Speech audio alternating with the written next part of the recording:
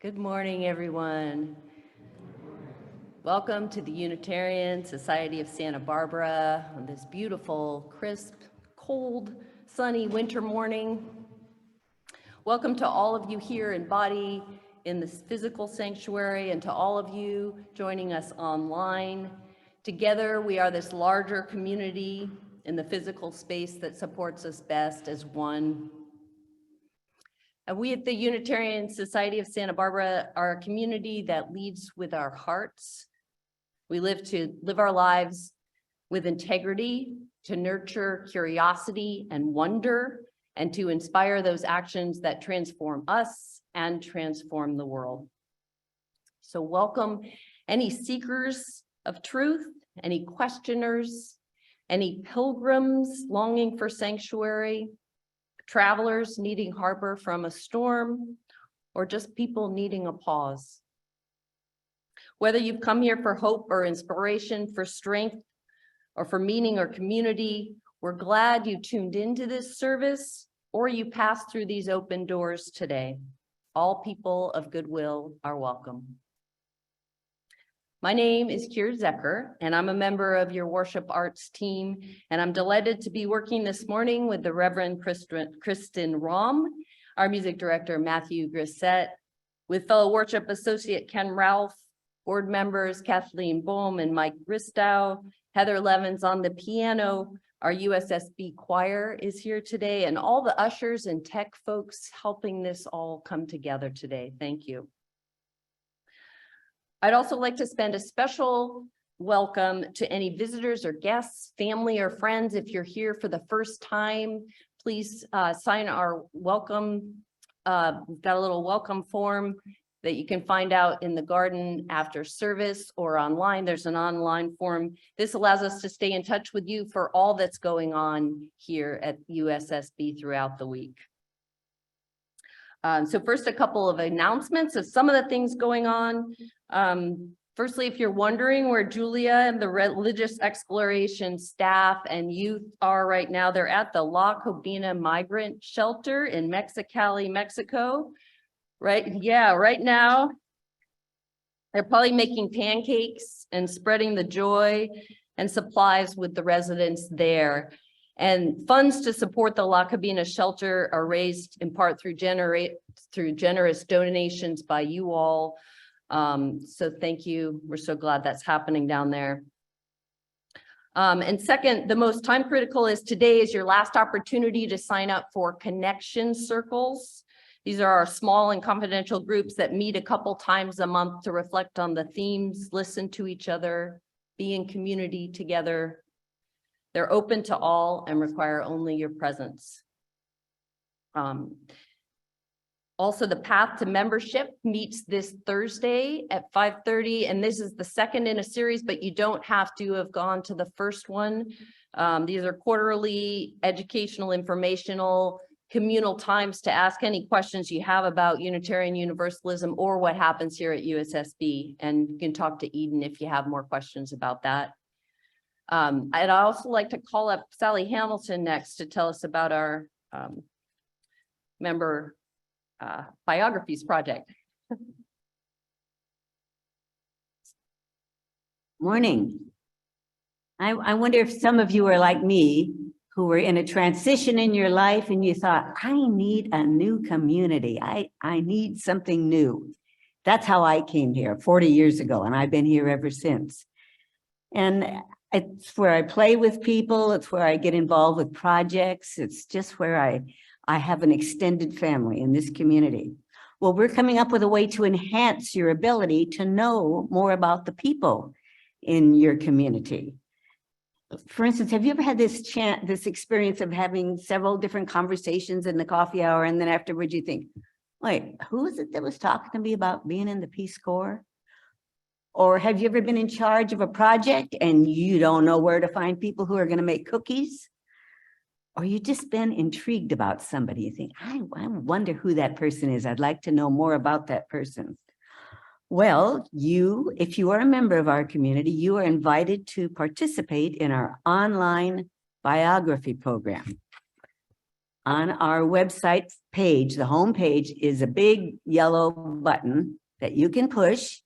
And then you just fill out a simple form about all your interests and your talents. And then there's a place where you can write your biography. You can write 10 lines or you can write 200 lines. You can write as much as you want us to know about you.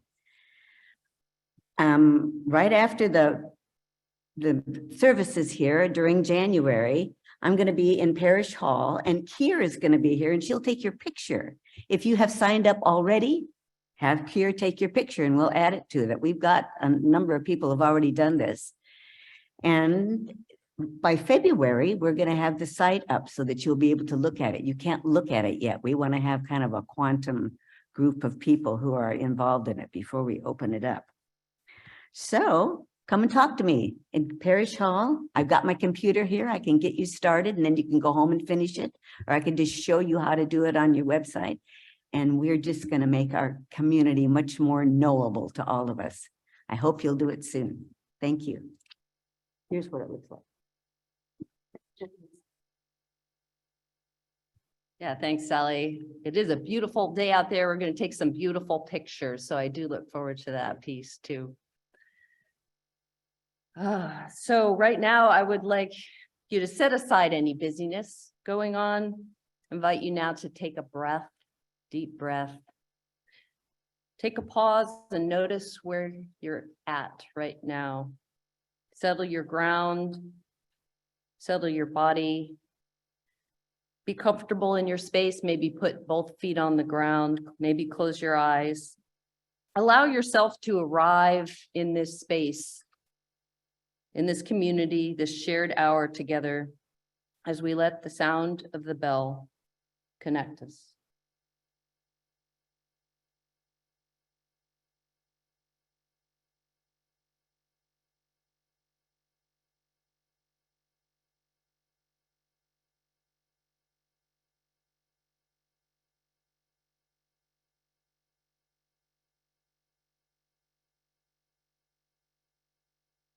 These are our chalice lighting words this morning. Our Unitarian Universalist tradition uses the lighting of a chalice at the beginning of our gathering to mark the significance of our time together. So if you've got a chalice or a candle at home, now is the time that you can light it, and the opportunity to write "chalice is lit" when your name of your and the name of your street into the chat. So this is for everybody online. You can join us in the lighting of this chalice. There is no controlling life. Try corralling in a lightning bolt, containing a tornado. Dam a stream and it will create a new channel. Resist and the tide will sweep you off your feet. Allow and grace will carry you to higher ground. The only safety lines in letting it all in, the wild with the weak, fear, fantasies, failures, and success. When loss rips off the doors of the heart, or sadness veils your vision with despair, practice becomes simply bearing the truth in the choice to let go of your known way of being. The whole world is revealed to your new eyes.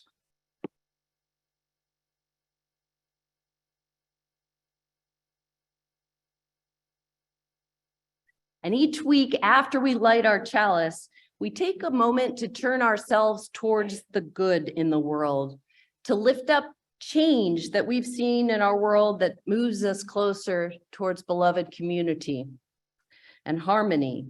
By choosing to look for the good in what's changed, we're reminded of our ability to find lightness and beauty, to have gratitude and wonder if we shift our focus from noticing our fears and focusing on them to seeing the joy. If we open our eyes and hearts to the good. These can be positive personal changes for you or milestones to acts that you witness in the community that are changing it for the better. And we have our, well, maybe we don't today. It's where? It's in the hall. Okay, I will move the jar right there. So if you would like to share, we highly encourage you to share your joys, your personal things that you've had this week that you want to uplift. And we will be putting those things in our physical jar, as well as online. We're recording everything that's typed into the chat that you want to hold up as good this week.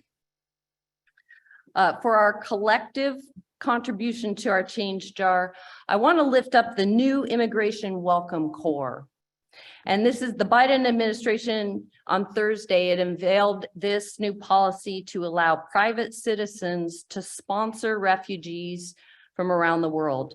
And under this program, at least 5 individuals can apply to sponsor refugees to live in the U.S. to help them acclimate to life in this country with the help of a consortium of nonprofit resettling organizations. And this program is called the Welcome Corps, and it's been called the boldest innovation in refugee resettlement in 4 decades. This change in policy brings me hope that we could dramatically increase America's capacity to welcome refugees and get these valuable, vulnerable families the help and support they need in resettling.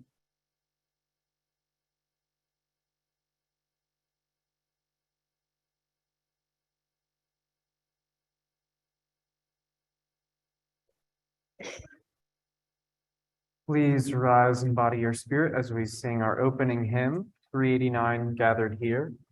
We're going to be doing it as a round. So we're going to sing it all together, and then we will start with this side and then that side. I'll make sure to cue you.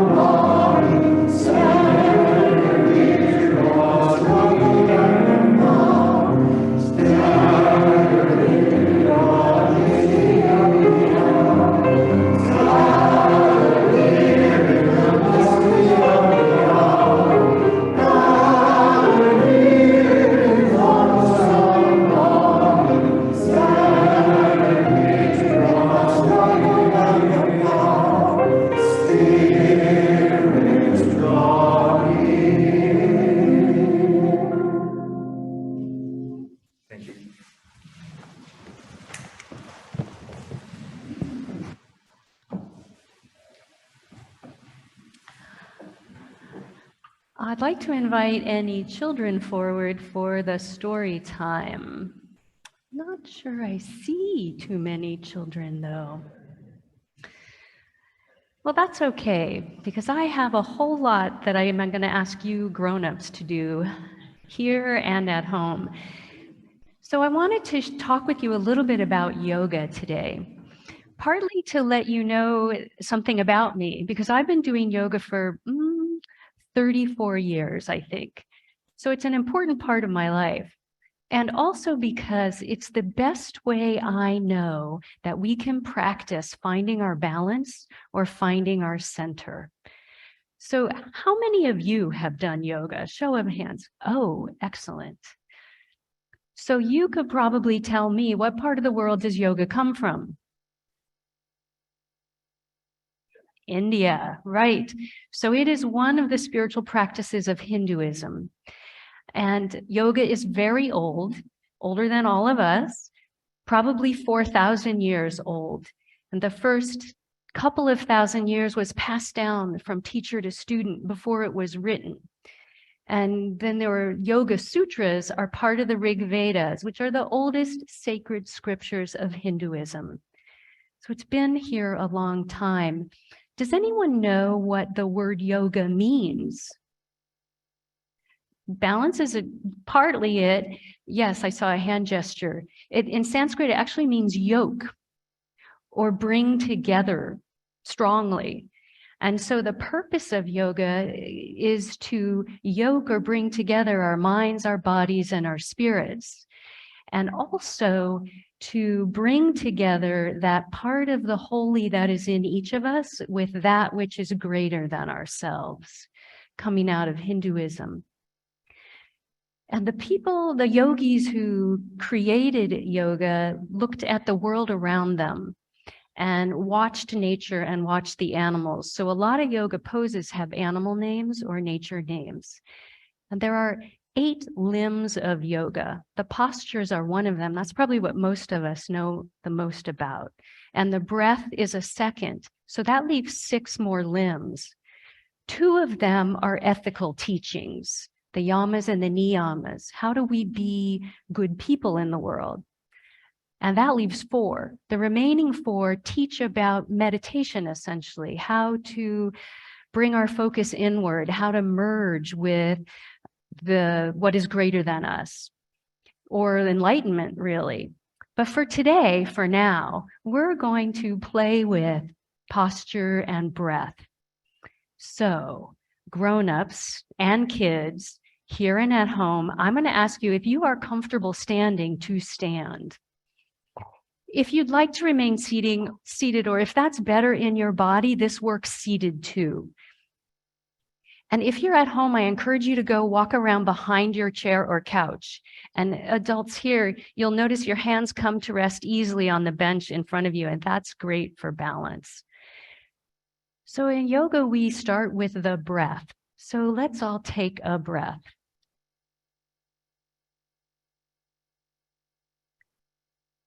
And then I want you to pay attention to your feet. You might even look down at them. I'd like them to be parallel with your toes and your heels kind of in a line together, maybe 5 or 6 inches apart. And as you feel your feet, let them press down as you breathe. We're going to move into mountain pose, which is a core of all yoga standing poses. You might envision a mountain in your mind. Feel your feet press down, and as you breathe, stack your body up, your ankles, your knees over your ankles, your hips over your knees. Let your spine lift, shoulders come back and down, and the crown of your head as if someone could lift it up. Take a breath. You can keep a hand there or release them by your sides, whatever your balance needs, and just feel how stable you are, how steady, how connected to the ground, the earth, the sky, like a mountain.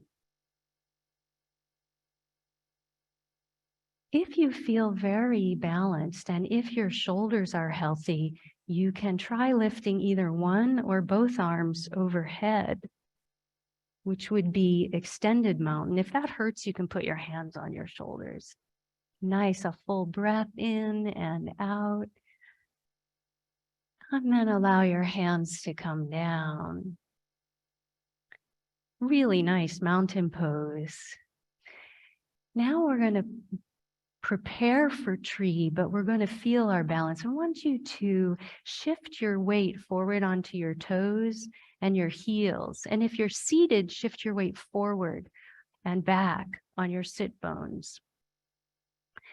And then find the place where you're evenly balanced between your toes and your heels.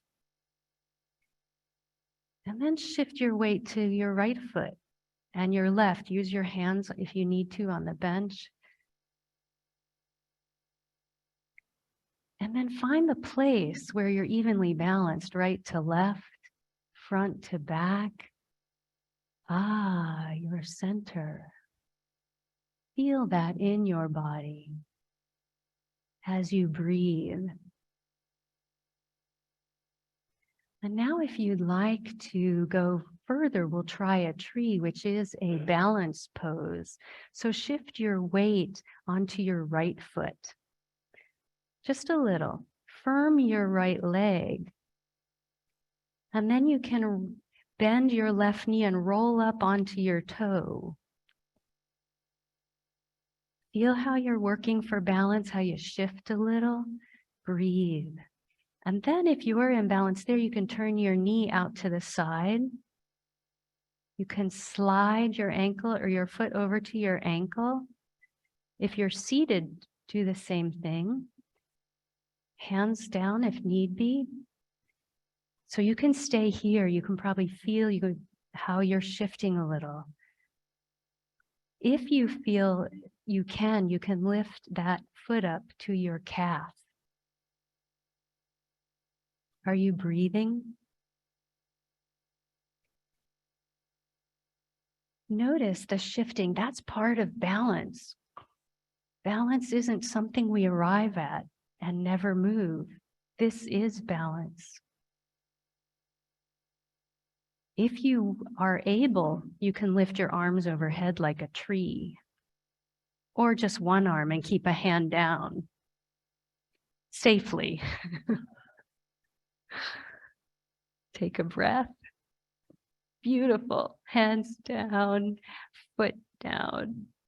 And in yoga, it's very important that what we do on one side, we do on the other so that we're balanced. So shift your weight to your left foot. Grow some roots like a tree. Firm that leg. Breathe. Go nice and slow. Bend your knee, roll to the tip of your foot, your toes. Turn the knee to the side. If it feels doable, bring it to your ankle or your calf. And just feel how you shift, finding balance. If it's possible or desirable, you can lift one arm or two and breathe. Beautiful trees, hands down, foot down. Very nice. Thank you so much for playing with me and a little bit of yoga. So we can close by saying namaste, which in Sanskrit means the light in me acknowledges the light in you, and we are one. Namaste. Let us sing our children, young people, to their religious exploration.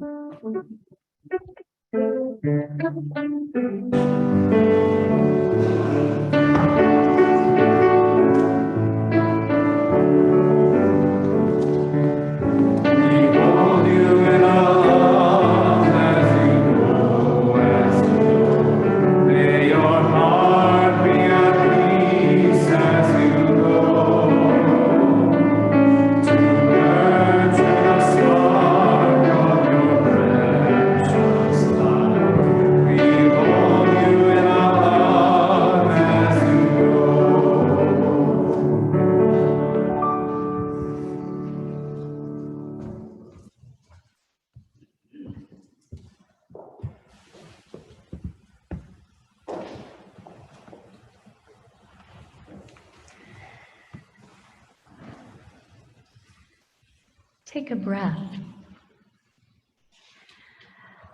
Settle into your body wherever you are. Feel your feet on the ground. As we prepare for a time of meditation or prayer, whatever is your practice, make this time your own. These words of prayer adapted from Leif Seligman. We pause in the stillness to rest for a time.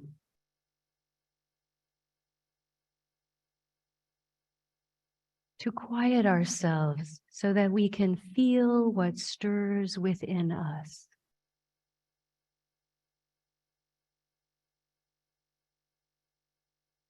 Each inhale draws us closer to the pulse of life.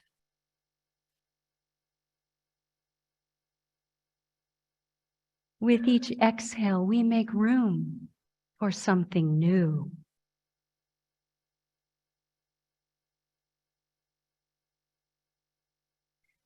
May we find in this gathering the comfort of those who care.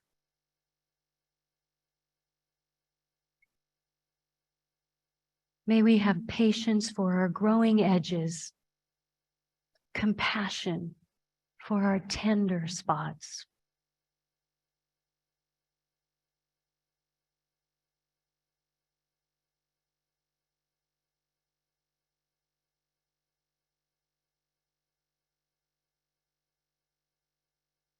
We are grateful for this community, for the rains that came to fill our reservoir.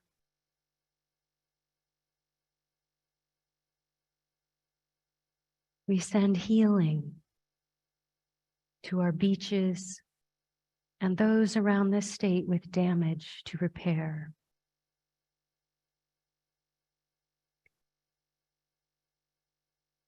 May we send compassion out to all the refugees from environmental crisis, from the war, from all manner of violence. May the members of our community at the border bring relief to the suffering there.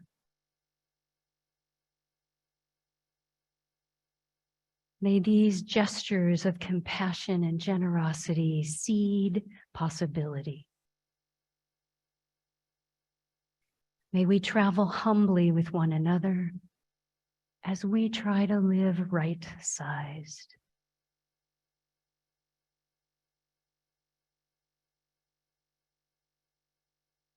When life presses in and shifts us off balance, when pain comes, frustration mounts,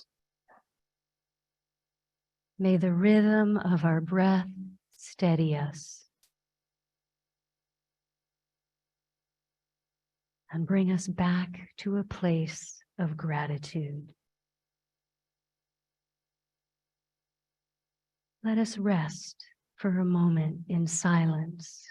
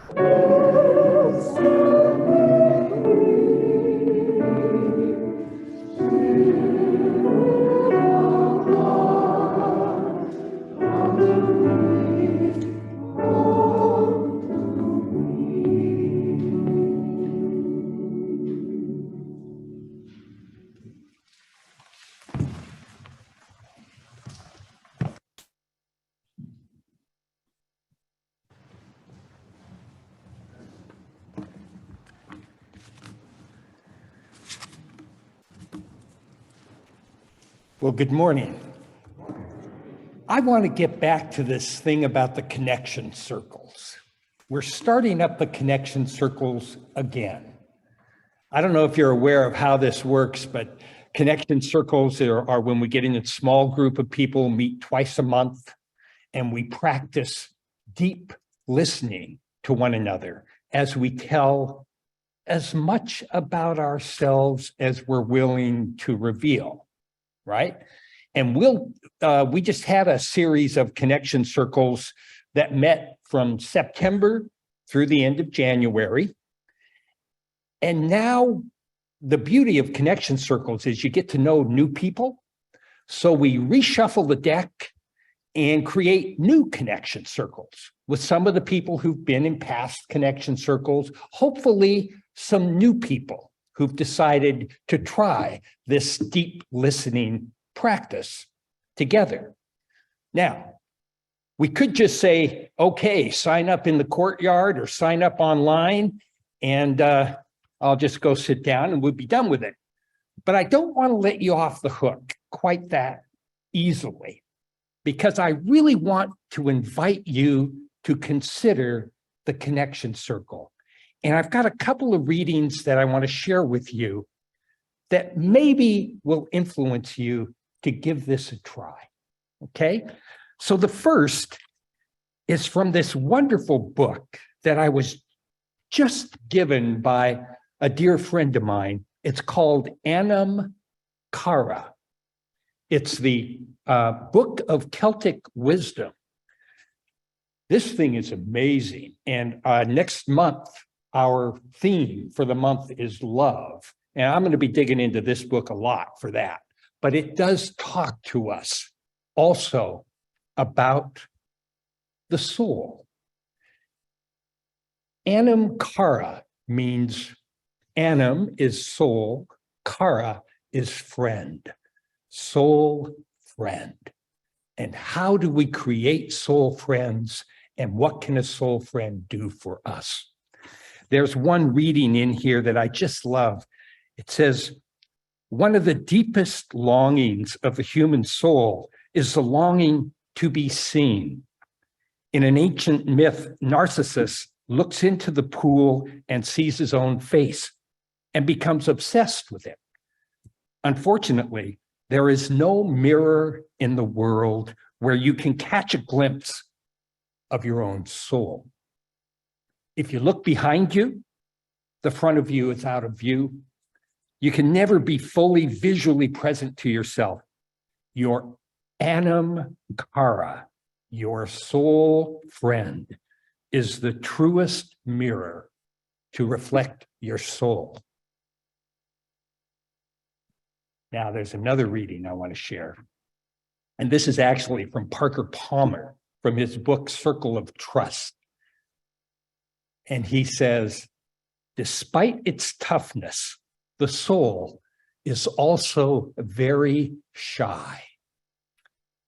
Just like a wild animal, it seeks safety in the dense underbrush, especially when other people are around. If we want to see a wild animal, we know that the last thing we should do is go crashing through the woods, yelling for it to come out.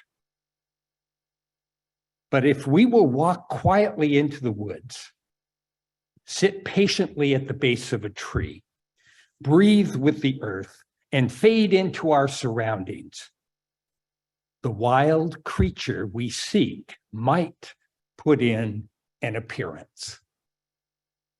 We may see it only briefly and only out of the corner of our eye, but the sight is a gift we will always treasure as an end unto itself. Unfortunately, community in our culture too often means a group of people who go crashing through the woods together, scaring the soul away. In spaces ranging from congregations to classrooms, we preach and teach, assert and argue, claim and proclaim, admonish and advise, and generally behave in ways that drive everything original and wild into hiding. Under these conditions, the intellect, emotions, will, and ego may emerge, but not the soul. We scare off all the soulful things like respectful relationships, goodwill, and hope. A circle of trust, like our connection circles, is a group of people who know how to sit quietly in the woods with each other and wait for the shy soul to show up.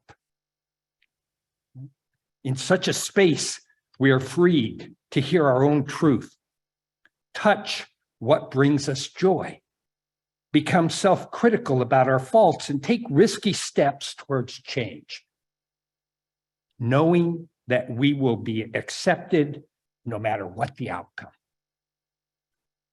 So this is our invitation to you and your shy soul, is to come and join one of our connection circles.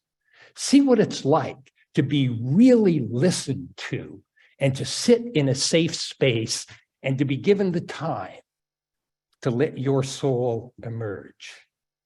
And like our soul friend in Anam Cara, begin to see who we are and get a mirror of what we are in the world.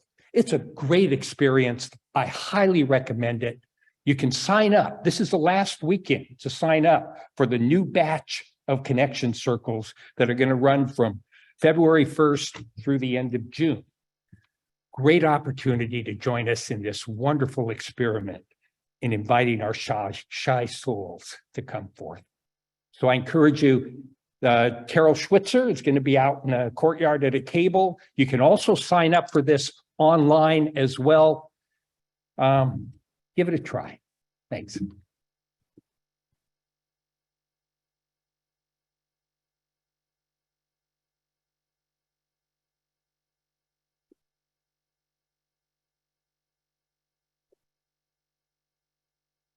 morning. I am Kathleen Boehm, and this is Mike Risto. We are members of your Board of Trustees. This morning, it is our delight to welcome Reverend Kristen. She is a Universalist minister serving as a spiritual care director at Hospice of Santa Barbara. It is a wonderful thing to have Unitarian Universalist ministers in our community serving the health and well-being of people beyond our walls. On Sundays, Reverend Kristen has been attending service here at USSB and mostly on Zoom sanctuary, but you may have met her here in person from time to time. She and Reverend Julia have been in close communication, and a few months ago, she approached Reverend Julia and the board about becoming an affiliate community minister with the congregation. After meeting with Reverend Rohm, the board voted to affirm her request, and we are so glad to have her in our community.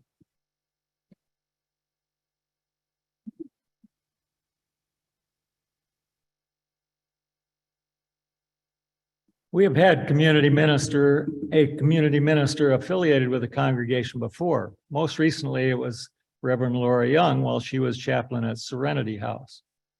A community minister is not a member of this congregation and is not a paid staff member for the congregation, but rather is a UU minister who participates in the life of the congregation as a way of staying connected with the UU community while serving in the wider world.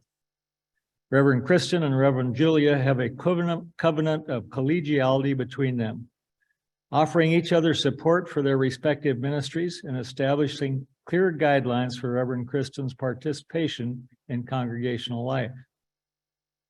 Most of all, we hope that this congregation will be a welcoming and warm home base for Reverend Kristen as she does her work with hospice. Will the congregation please rise in body and spirit and join us in welcoming her by reading the words in your order of service or on the screen.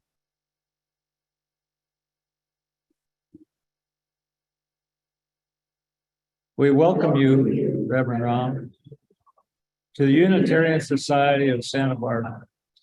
We support the good work you are doing as a chaplain in our community and as a representative of Unitarian Universalist ministry in the wider world. May this congregation nourish your spirit as you minister to those in need of care and compassion. Thank you.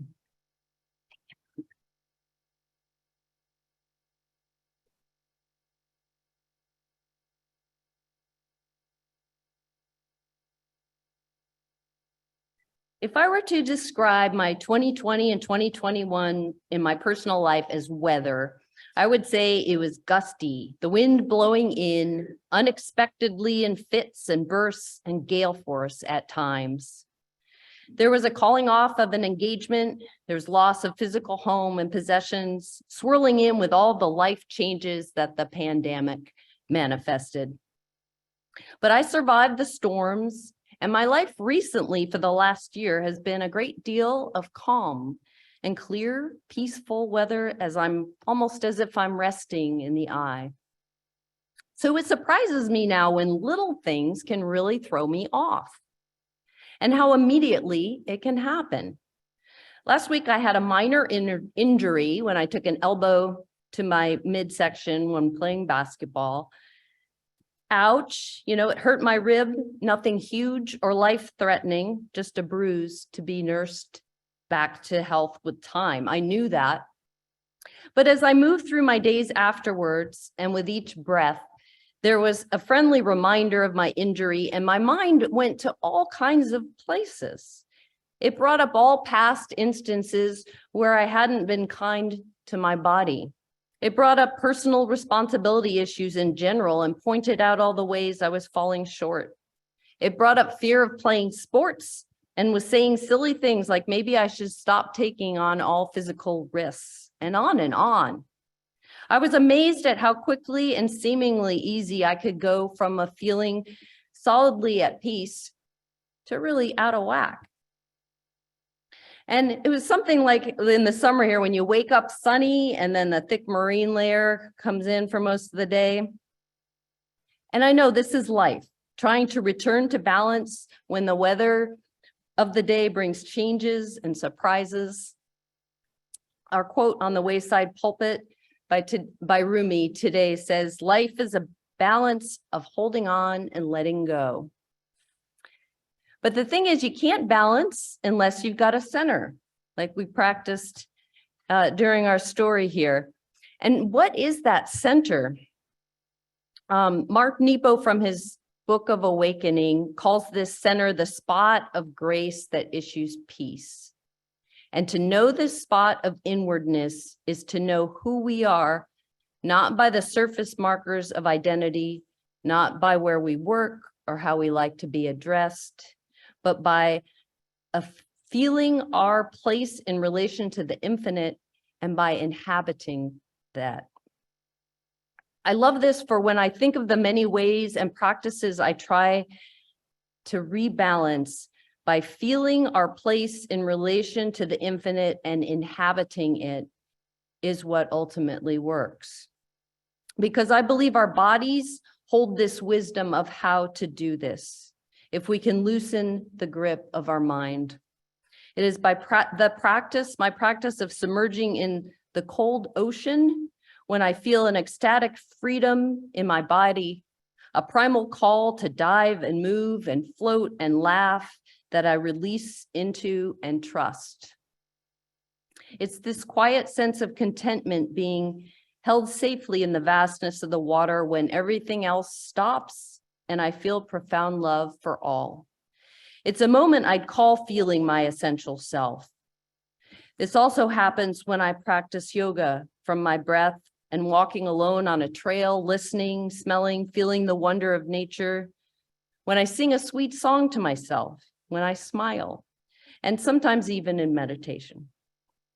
And these are all reminders for me to how to let my body lead me from the worry or my cloudiness back to the clear, if only for a moment. And writing this made me remember that the more often I practice that act of coming to my center and inhabiting it in my body, from my body, the better able I will be able to regain balance when the bigger storms start rolling in. So what helps you center? And how do you practice?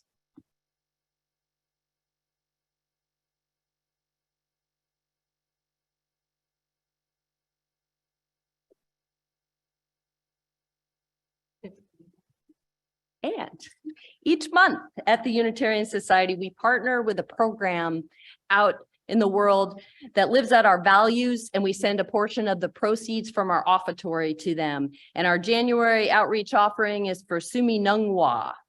And Sumi Nungwa is the group we partner with for our service trips to the Hopi ancestral land because of their close ties and reciprocal trust with these Hopi and Navajo elders. And they're a direct conduit for what food, clothing, and specific supplies are wanted and needed by the families. And these families and elders who are seeking to maintain their traditional way of life. This is either our 6th or 7th trip as a congregation to go visit the elders in Hopi. Some of our trips are with the youth and some of them are adult-based. The one in this spring, our teenage youth, their families, and the youth coordinators will have opportunity to go this time and to listen to the elders and maintain our connection with this culture. They welcome our help. So please give as generously as you are able today. Join me now as we read our affirmation of gratitude and giving. Let us be grateful when we are able to give, for many do not have that privilege. Let us be grateful for those who share their gifts with us, for we are enriched by their giving. And let us be grateful even for our needs, so we may learn from the generosity of others.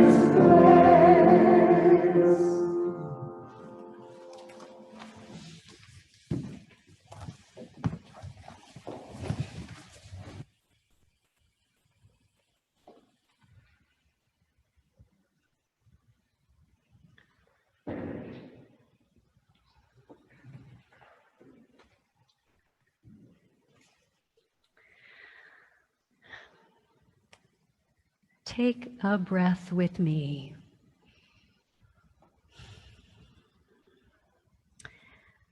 Let us notice once again our bodies on these benches, on our couches, returning to our center. I am the spiritual care counselor for Hospice of Santa Barbara. Talking about my work, even a little bit, takes us right into the storm. I hope you're ready to be blown about a bit with me. If at any time you feel unsteady, Feel your feet on the ground, notice your breath. We are a non-medical hospice, which means that we are able to support individuals and families as soon as they receive a life-threatening diagnosis. I spend my time with those who have stage 4 or metastasized cancer, or things like end-stage heart disease, Parkinson's, ALS. These individuals, these families have had the rug pulled out from under them by these serious diagnoses. Maybe you or someone you love has also. Together, let us hold this hard reality as we explore being in the midst of such a storm. Take another breath. I said the scary cancer word. I brought the idea of suffering and death into the room with us. That almost always knocks us off balance. If you're in the midst of life-threatening illness yourself or a loved one is, the surest way back is to breathe. Might even place a hand on the belly. Here we touch our center. This morning, I bring some hard-won words of wisdom from a few of the folks I accompany. They're not historic figures or famous people, yet they are each extraordinary. They have shown me that finding our center is a valuable skill because it allows us to experience being in the midst of the storm differently. Please know that I share their words with permission. I define finding our center, similar to Keir, as being able to know who we are, what matters to us, and how to calm ourselves. It is to know what our source is. What is it that nourishes and sustains us? It is to have ways to access that, to connect with our source.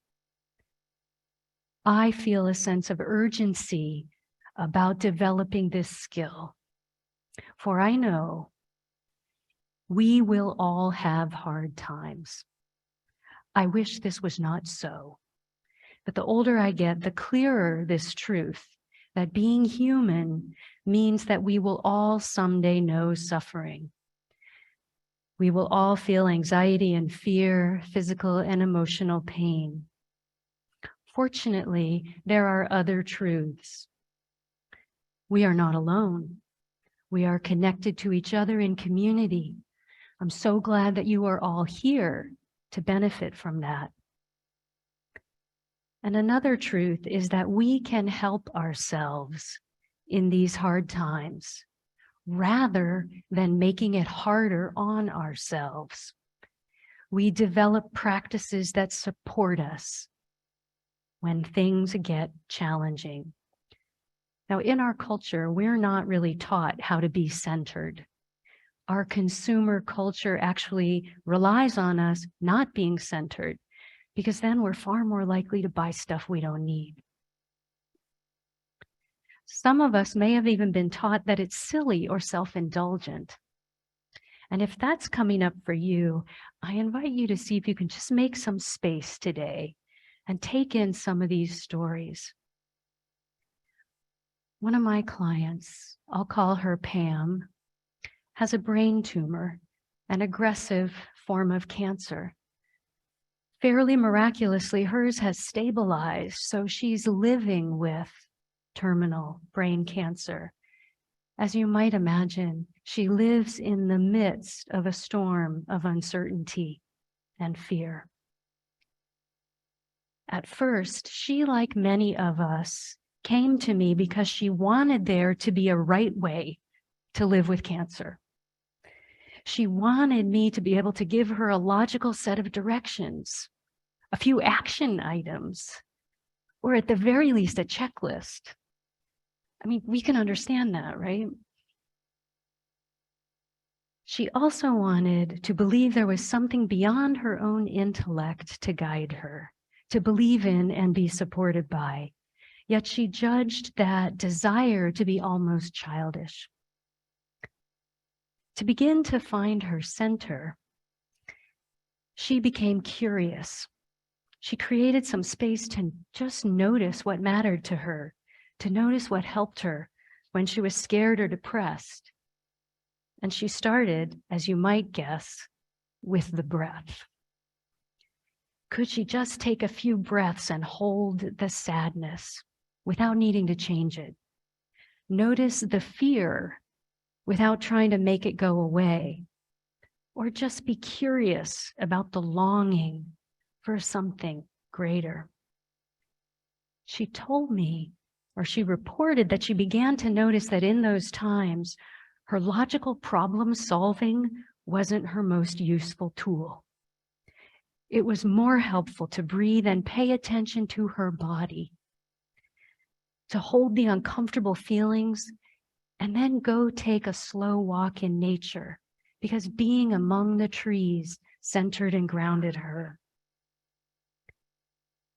Last week, she said to me, now, when I come to the edge of the abyss, I can trust that a next step will emerge. I don't have to will it or force it. She tells me that gives her freedom. So friends, finding our center is not an intellectual exercise, which is unfortunate because most of us are pretty well trained in our intellect, but our body is really our best guide in the process of finding our center. And our balance, as you probably noticed when we were standing doing mountain and tree, we feel the way to balance, not think it. Do you remember? And you could feel when you were centered. And then when you tried to lift your foot, you had to feel it again. That is a cue. That is a signpost to your center, how that felt. And if you remember a time when you felt calm or peaceful and how that was in your body, that's another signpost. And yet another is to figure out, what is it that we trust? What do we believe in? What anchors us? My clients urge all of us to figure this out now, before the big diagnosis or crisis arrives. So I ask, what do you trust? What is your source? Maybe it's our meditation practice that grounds us. Maybe we believe in God or goddess. Maybe love is the ground we walk on. Maybe nature, our most powerful guide, truth, justice. The important thing is that each of us figure it out.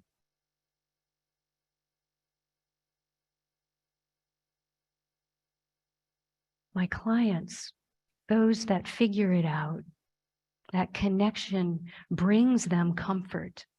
Jake connects with the Great Spirit in wilderness, and late in leukemia, found comfort at the beach. Tammy shyly tells me that since she was a girl, she felt Jesus's presence in her heart. And now in advanced cancer, it wraps around her like a warm, comforting blanket. Brian found solace in the universe and the unseen forces of light that encourage us toward unity. Amy, a young mother, who says, did you see the dawn? Like God's laughter thrown across the sky. It gave me hope. There is power in naming what sustains us. There is power in claiming our source. I've seen it bring such comfort, even in the face of suffering. So please figure out your source, claim it, name it. Our friend Pam, who I spoke of earlier, has made space in her logical mind for believing in something greater than herself, for acknowledging that she's receiving gentle guidance and a deep sense of support. She hasn't yet given it a name, but just claiming it has her life feeling more manageable and more enjoyable. Last week, she said to me, now, when I'm in a dark space, I take a breath. And in the pause, I realize I have a choice. I can go deeper into the dark rabbit hole and get more depressed, or I can choose something else, like gratitude. So take a breath. Let us ask ourselves, how do we connect with our source so that, like my clients, we can access it when we need it? What is it that calms you? What do you do in your daily life that helps bring you back into balance? As you know, I do yoga. I also meditate and pray. Some of you might as well. Maybe you journal. Maybe you garden, walk in nature, play music. Maybe you sing or cook or fix things. Please find what works for you and then do it regularly. And I'll give you a little heads up that this usually requires slowing down, carving out some time and space in our lives that are busy. And you might notice when we were trying to do tree pose, if you tried to move your leg too fast off the ground, that's when we fall. But if we go slow and make the time, it can work.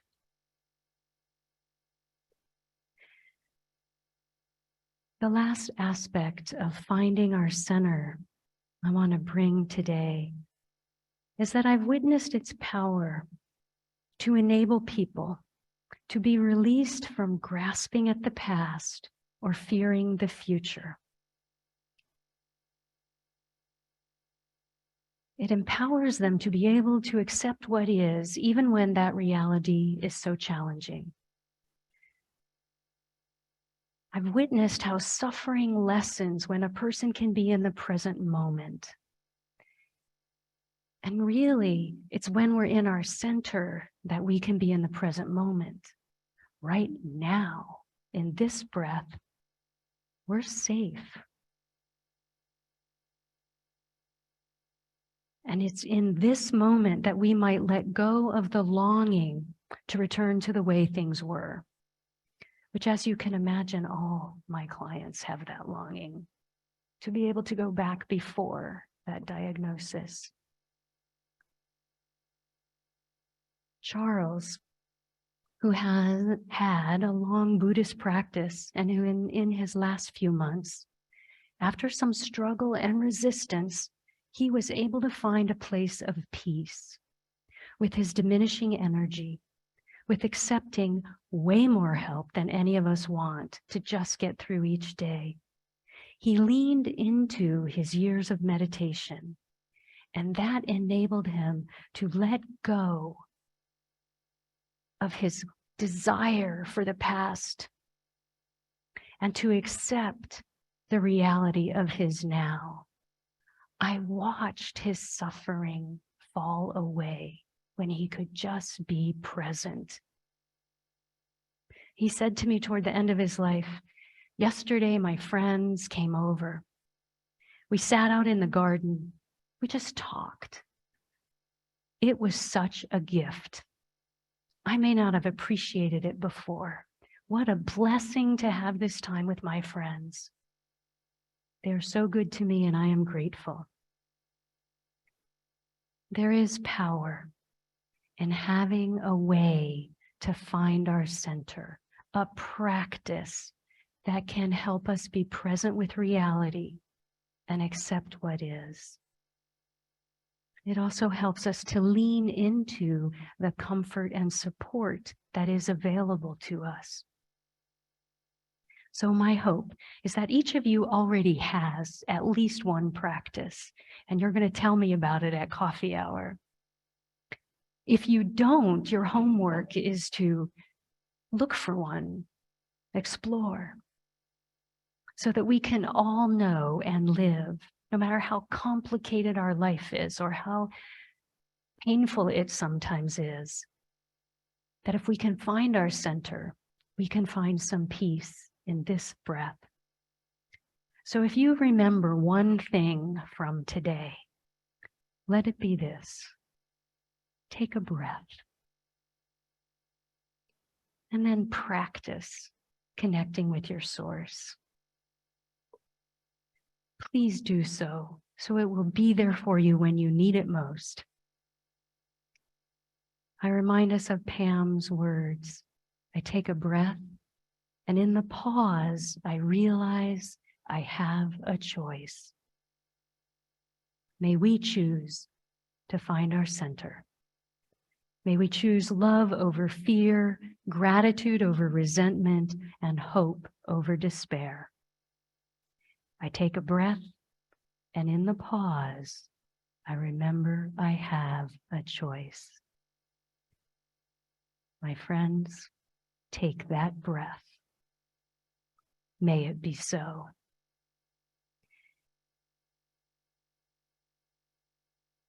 And now we prepare to sing ourselves to a close.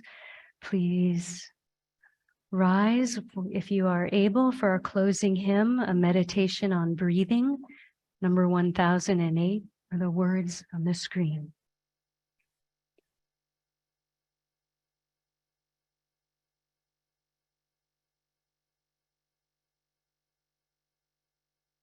Feel free to join in on any of the parts that we're singing. Lyrics will be up on the screen.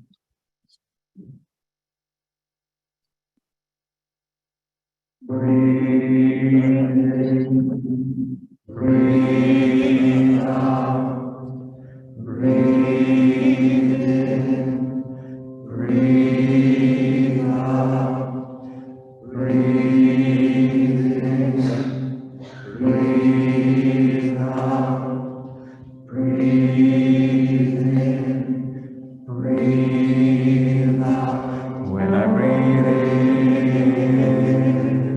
I breathe in peace. I breathe out love. When I breathe in, I breathe in peace. When I breathe out, I breathe out love. When I breathe in, I breathe in peace. When I breathe out, I breathe out love. When I breathe in, I breathe in peace. When I breathe out, I breathe out love. When I breathe in, I'll breathe in peace. When I breathe out, I'll breathe out love. When I breathe in, I'll breathe in peace. When I breathe out, I'll breathe out love. When I breathe in, I'll breathe in peace. When I breathe out, I'll breathe out love. When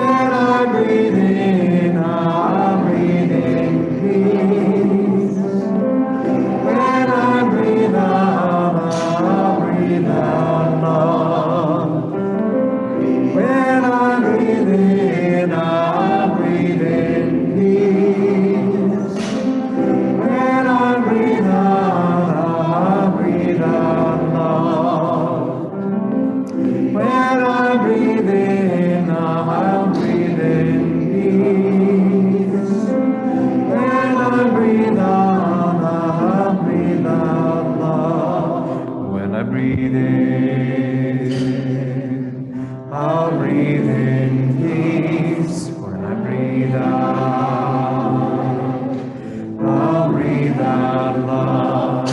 When I breathe in, I'll breathe in peace. When I breathe out, I'll breathe out love. Breathe in, breathe out, breathe in, breathe out, breathe in, breathe out, breathe in, breathe out.